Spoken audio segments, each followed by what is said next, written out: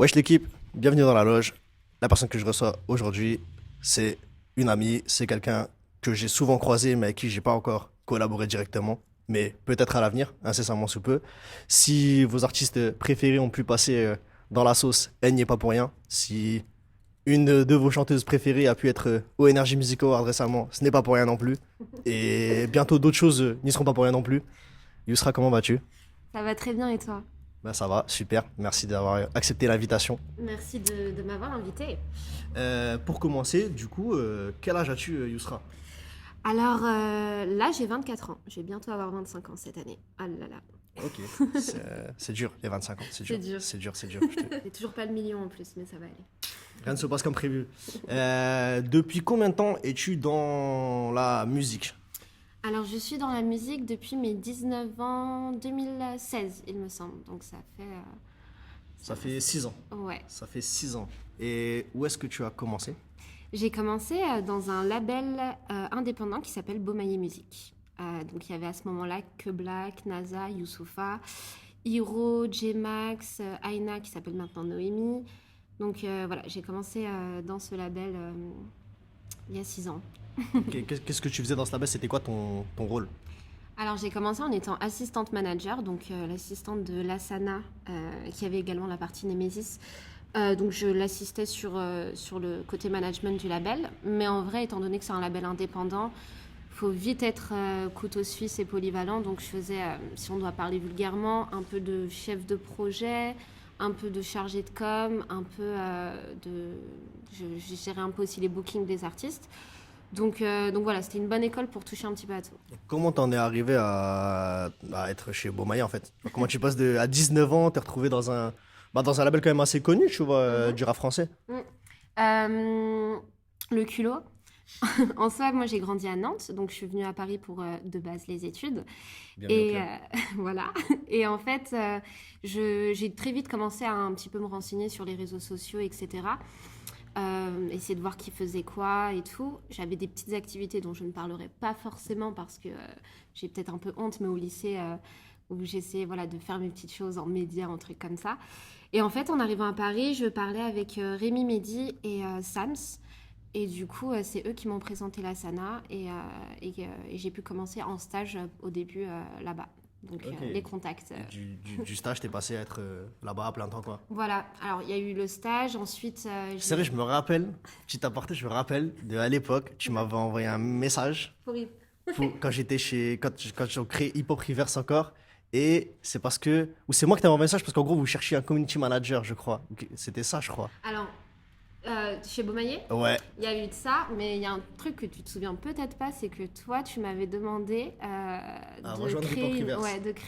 d'écrire une chronique. Ouais, ouais, on cherchait des gens pour le média. Ouais, Et toi, tu parlais de rap, tout ça et tout. Et je Mm. t'avais proposé d'être dans le média. ouais. Je sais si je me rappelle. Donc Ok. l'année juste après, donc après le stage, après les 6 mois. Donc j'ai tenté un BTS en alternance avec eux. Et c'est à ce moment-là où j'ai intégré l'idée que bon, bah, l'assiduité à l'école scolaire et tout, c'était pas mon point fort. Et donc finalement, j'ai continué en auto-entreprise à partir de ce moment-là. Ok, donc Ouais. à ce moment-là, du coup, tu continues chez Beaumaillé quand même, Ouais, mais en freelance. C'est c'est ça. ça. Et tu restes combien de temps chez eux ensuite? Au total, je crois que je suis restée 2 ans et demi chez Beaumaillé, quand même. Donc, stage et alternance compris, hein, mais ouais, au total 2 ans et demi. Ok. Ouais. Qu'est-ce qui, qu'est-ce qui fait qu'ensuite, un jour, bah, tu te dises, ouais, bon, bah, je pars de Bombaye. Ça y est, je pars. Bah, en fait, je pense que déjà, j'avais l'impression de devoir découvrir d'autres choses, d'autres entreprises, d'autres artistes, d'autres manières de travailler. Et à ce moment-là, il y avait aussi, c'est vers la fin de Beaumaillé que je fais la rencontre de Gialito. Donc, j'avais déjà un petit peu cette envie voilà, de faire des choses un petit peu de moi-même et tout, et de découvrir d'autres choses. Donc, bah, c'était comme, tu vois, c'était assez naturel de se dire, bon, bah, ça y est, je pense que l'aventure est finie, quoi. Ok. Et du coup, tu pars de chez Beaumaillé et juste tu t'occupes de Dialito. Ouais, alors c'est pas le choix le plus intelligent. Franchement, je le conseille pas forcément parce que voilà, j'avais rien de sûr après. J'ai fait des petites, du coup, j'étais en auto-entreprise, donc je faisais des petites missions par-ci par-là avec certains artistes, certains indés. Tu, Mais tu faisais, tu faisais quoi pour eux? Je commençais un peu à faire tout ce qui était, relations presse, c'est-à-dire que je faisais des envois d'e-cards, j'accompagnais parfois des artistes en interview, etc. Est-ce que tu peux expliquer ce que c'est une e-card? Une e-card, en gros, une newsletter, une e-card, c'est le petit mail, message qu'on envoie aux médias, Et qu'on essentiellement. qu'on envoie aux médias qui ne lisent pas en effet, mais voilà, qu'on envoie aux médias, aux partenaires, etc. pour informer sur une sortie, sur voilà, que ce soit un nouveau titre, un nouveau single, un nouvel événement, enfin quelque chose.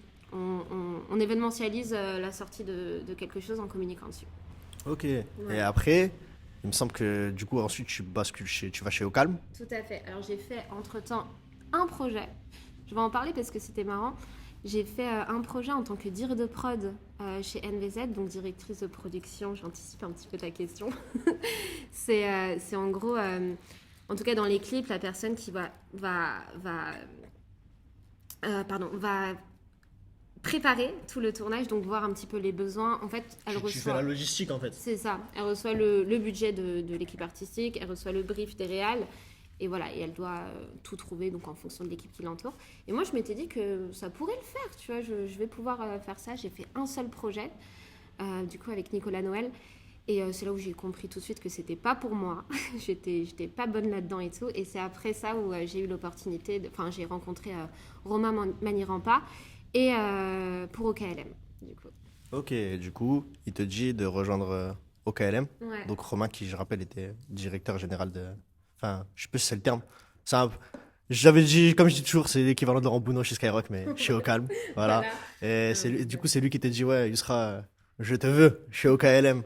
Grâce à une passe D de Mehdi Maizi, je rencontre Romain, mais on savait pas forcément quel poste, quoi faire, etc.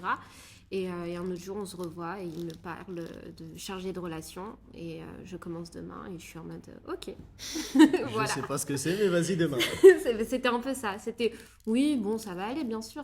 Sans souci. Tu vois, tu confiance en soi, tu vois. Oui, aucun problème. Demain, très bien, 10h. Et dans ta tête, t'es là, c'est waouh, qu'est-ce que je viens d'accepter?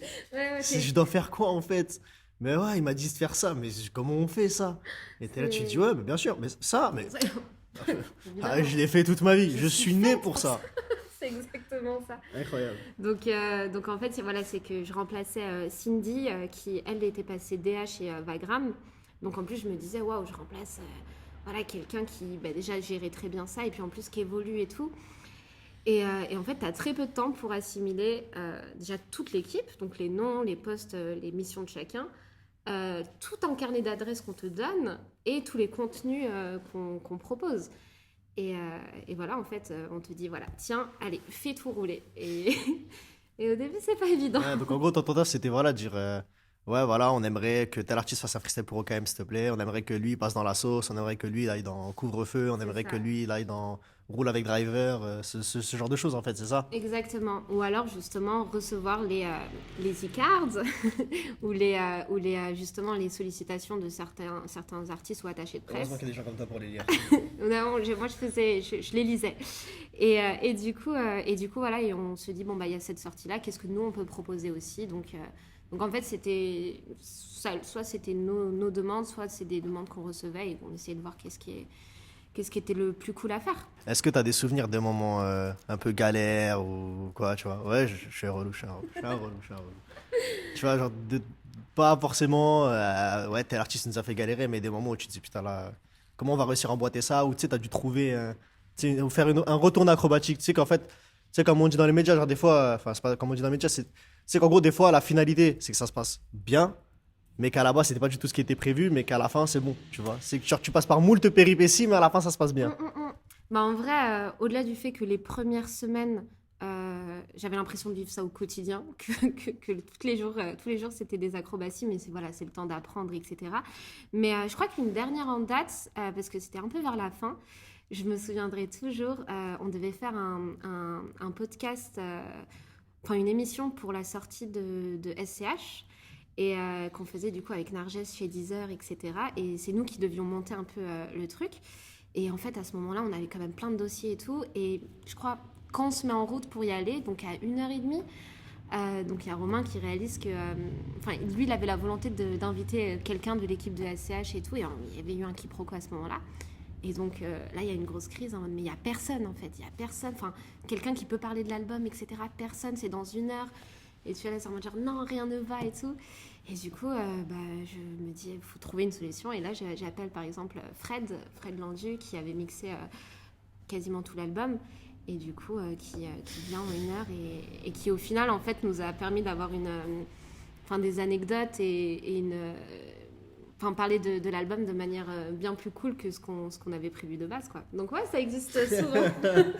Ça existe souvent ce genre de truc. Ce genre de bourbier. Voilà. Et combien de temps tu restes chez OKLM? Chez OKLM je reste un petit peu plus d'1 an. J'avais commencé, on va dire, en janvier 2020 et ça s'est arrêté à peu près en janvier 2019 et ça s'est arrêté en mars 2020.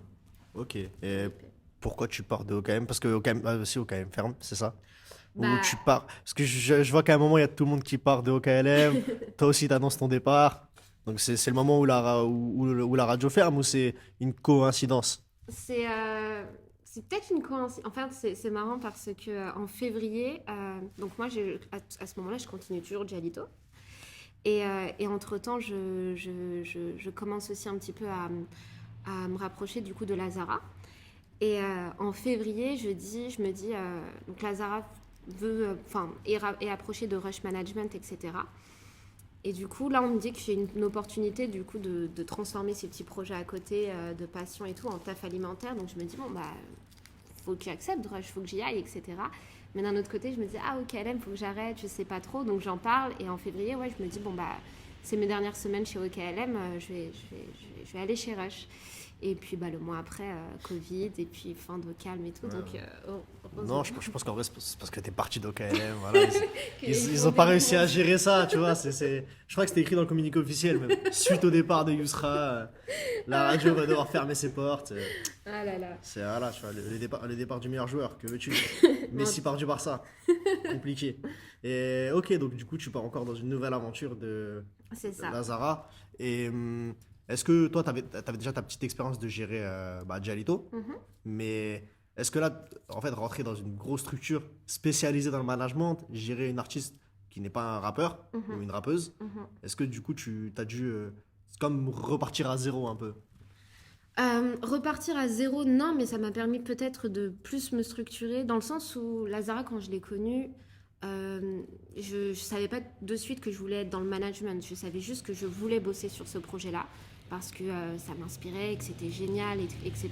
Mais je savais pas trop. Et du coup, quand il y a eu la proposition avec Rush, etc., je me suis juste dit, bon, bah moi, ça va me permettre d'apprendre davantage cet aspect de cette industrie. Donc, plus tout ce qui est contrat, tout ce qui est l'aspect un peu plus juridique. Donc, moi, Jalito, je faisais ça, mais il y avait aussi beaucoup de débrouillardise ou de choses plus ou moins faciles dans le sens où c'était des relations, c'était un peu de stratégie, il y avait de l'aspect créatif, etc.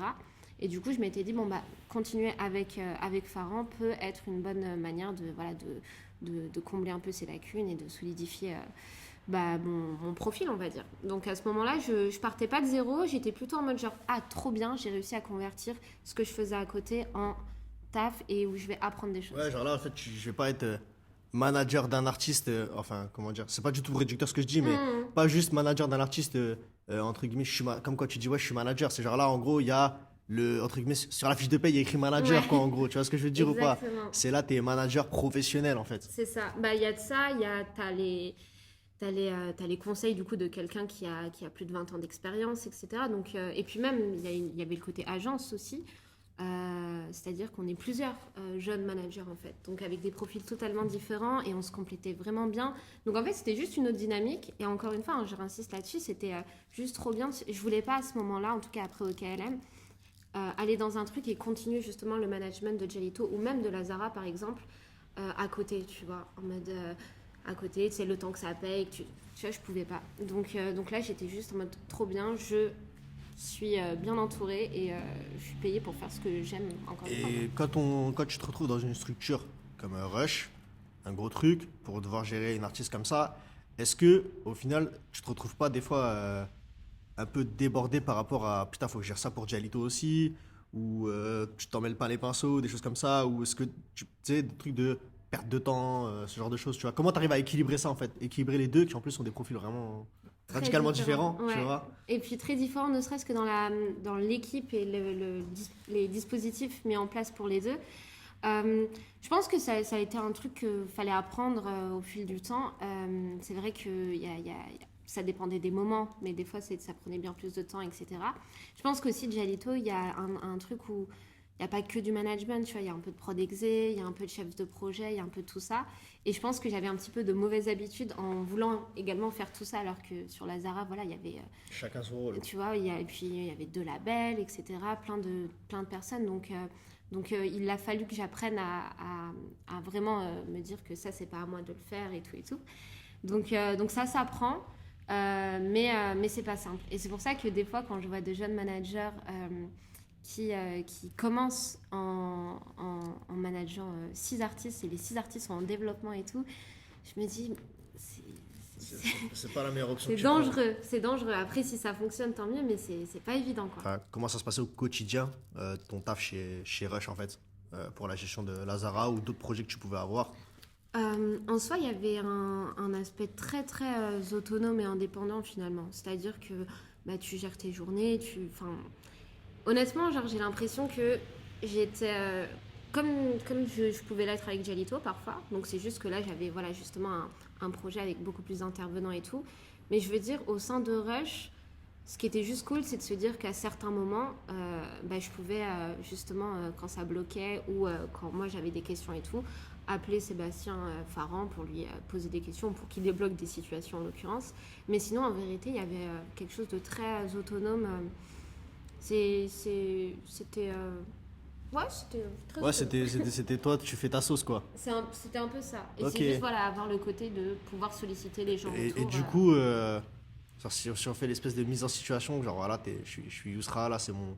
Je commence chez Rush et tout, on me dit Mhm. voilà, faut que je gère Lazara, genre comment ça se passe? C'est en mode tu te dis ok, bon, faut faire quoi, qu'est-ce qui se passe, ça ressemble à quoi en fait, tu vois, c'est ça que j'essaie de capter. Bah en fait, c'est pour ça que je dis qu'il y avait la petite expérience débrouillardise sur Jalito déjà m'avait un peu Formé. mis dans le bain. Et donc, du coup, sur la Zara, par exemple, moi, je sais que, donc, au-delà de l'artiste en elle-même, hein, mon interlocuteur principal, limite, c'était sa chef de projet, donc chez Polydor, parce que, enfin, voilà, en fait, tu timeline, tu dis qu'il faut qu'on sorte un single, faut qu'on finisse un album.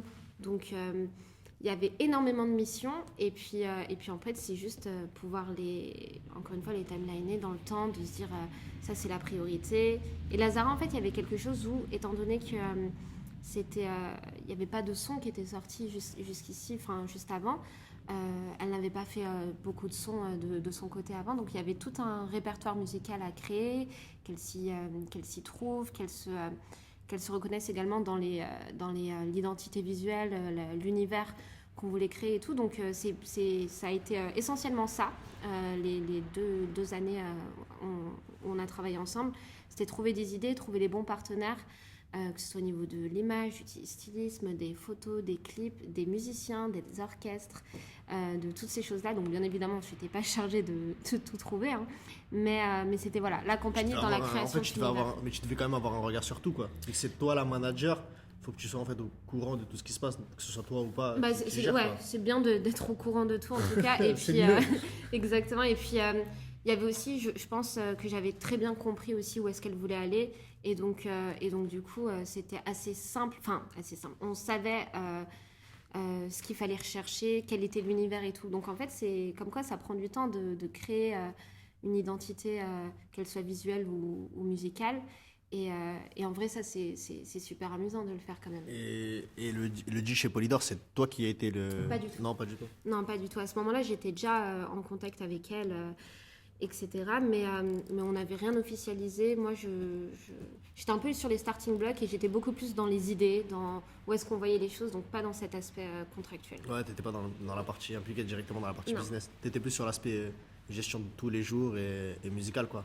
Bah, ça a commencé justement après qu'elle ait signé, où on a officialisé du coup avec Rush et là on y allait. En gros, quand tu officialises que tu es manager d'un artiste, tu signes un contrat, je suppose. Et comment tu En fait, comment se rémunère le manager de l'artiste, en fait? Genre, sans te demander, oui, quel pourcentage je prenais ou quoi, tu vois. C'est genre, comment un manager, en fait, il va se rémunérer par rapport. Voilà, je suis ton manager, comment je vais rémunérer par rapport à toi et ta musique, en fait, tu vois. Bah, en vrai, un manager prend justement un pourcentage sur les revenus de l'artiste. Après, ce qui est quand même intéressant, donc en vrai, c'est un pourcentage qui varie entre 10 et 15%. Il y en a qui prennent 20, ma foi. Mais ça dépend. Et puis après, je pense qu'il y a énormément de typologies différentes aussi. C'est-à-dire que sur un artiste où... En fait, je pense que c'est une discussion à avoir avec l'artiste et du coup le manager, où c'est cool de se dire qu'il y a plein de choses qui sont possibles tant que tout est formalisé et qu'il n'y a, C'est pas carré, de, il ouais. y a pas de problème, tu vois. Mais ça peut très... Enfin, un manager, j'ai eu cet écho-là récemment et je trouve ça cool qu'il n'a pas mangé pendant les premières années parce que justement il y avait ce truc de ça rapportait pas trop et voilà, ça charbonnait et tout. Et ensuite, une fois que ça allait mieux, bah, du coup, ça a pu budgétiser un petit peu tout ça et tout. Donc, en fait, c'est déjà pour la relation de confiance, mais Mhm. en vrai, de manière générale, tu prends un pourcentage sur les revenus que génère l'artiste. Globaux de l'artiste, en fait. Exactement. Ok, ça marche. Et donc, ensuite, l'album sort. Comment vous gérez la sortie du projet? Genre, comment De t'organises ça? Lazara. Ouais, de Lazara, ouais. Et ben, c'était tellement de. Enfin, c'était l'accomplissement C'est un de travail, plein de travail, enfin, de plein d'années de deux années de travail. travail, c'est ça? Pour ma part, oui, à peu près. Après, elle, voilà, c'est l'accomplissement de toute une vie. Donc c'était assez stressant, mais les signaux étaient très bons dans le sens où on avait sorti un single, Tu t'en iras, et que ce dernier était en rotation sur Énergie, était en top Radio Snap, voilà, il passait à la télé, etc. Donc il y avait un truc de waouh, tout ça, c'est Incroyable. nous, ouais, de Energy Music Awards, et puis même plein de bons retours en fait. Donc on se disait, ok, ça sent très bon. On a eu raison, quoi. Exactement. J'en profite pour faire une petite pub militant. On dit le Snap. Voilà. Le Snap, Pour les amis. Non, toi, t'as rien dit, mais c'est pour les gens qui. c'est vrai. Voilà, tu vois. Il y en a marre. J'ai fait cette erreur très longtemps. Il y en et a c'est un marre, peu il y en dur. a marre. Ok, donc ensuite, bah, comme, euh, comme tu aimes un peu être partout et toucher un peu à tout, Mhm. du coup, tu te dis mission accomplie, et je vais aller voir ailleurs un peu, tu vois. Et finalement, donc, tu quittes Rush Management, C'est ça. c'est ça, et tu Ouais. arrêtes de travailler avec Lazara. Ouais. Et du coup, ça faisait combien de temps? Ça faisait 2 ans, c'est ça? Ça faisait 2 ans. En février, ça allait faire 2 ans. Ok. Donc, C'est ouais. quoi? C'était fatigue, tu, tu, le fait de cumuler deux artistes en même temps, choses comme ça. Je pense qu'il y avait un petit peu de ça. Je pense qu'il y avait plein de choses aussi personnelles dans le sens où, c'est quand t'as la tête dans le guidon, des fois, tu prends un peu de recul et tu es en mode genre, ok, donc là, faut faire un petit bilan, faut se poser les bonnes questions toute seule. Donc, il y a eu beaucoup de ça. Et puis après, il y a eu juste avoir un peu justement le courage de se poser ces questions-là et de se dire, ok, qu'est-ce que tu veux faire? Qu'est-ce qui est le mieux pour toi? Et qu'est-ce qui est le mieux du coup aussi pour les gens Pour avec qui tu l'artiste et les travailles, etc. collaborateurs. Et du coup, moi, je me suis juste dit, bon, bah, d'un côté, c'est quelqu'un que, en tout cas, moi, je suis partie chercher, etc. Donc dans ma tête, c'était un petit peu, je me voyais pas arrêter parce qu'en plus, j'adore vraiment le projet, etc. Mais d'un autre côté, je me suis dit, je pense pas que c'est ce que je veuille faire toute ma vie, que là, on est arrivé au bout d'un premier accomplissement et que je pense que pour moi, il est temps d'arrêter et que j'ai apporté tout ce que je pouvais apporter jusqu'ici. Donc, je m'écoutais un peu plus et en fait, à ce moment-là, je me dis, voilà, j'ai fait ce que j'ai à faire. Ça a été une décision de plusieurs mois hein, parce que forcément, tu as peur de regretter à Ouais, t'es là, tu te l'avenir. dis tous les jours, tu te dis, ouais, je vais arrêter. Le lendemain, tu te dis, non, en vrai, on va continuer. Le surlendemain, tu te dis, non, j'arrête. Ouais, Trois voilà, jours c'est après, très t'es là, tu te dis, ah schizophrène. putain, non, c'est trop bien, vas-y, c'est bon, je continue, c'est bon. Voilà, et du coup, Je connais. voilà, au bout d'un moment, quand ça prend trop de place, je pense que c'est important de. Tu sais, tu te prends la tête solo, c'est cool, Mm. mais il faut pas que ça ait des répercussions aussi sur, encore une fois, Sur ta santé l'artiste ou mentale. l'équipe, sur la santé de tout le monde et tout, et du projet aussi. Donc moi, j'ai pris cette décision-là. Et j'ai tout de même décidé de continuer Jalito. Donc je continue Jalito sans souci.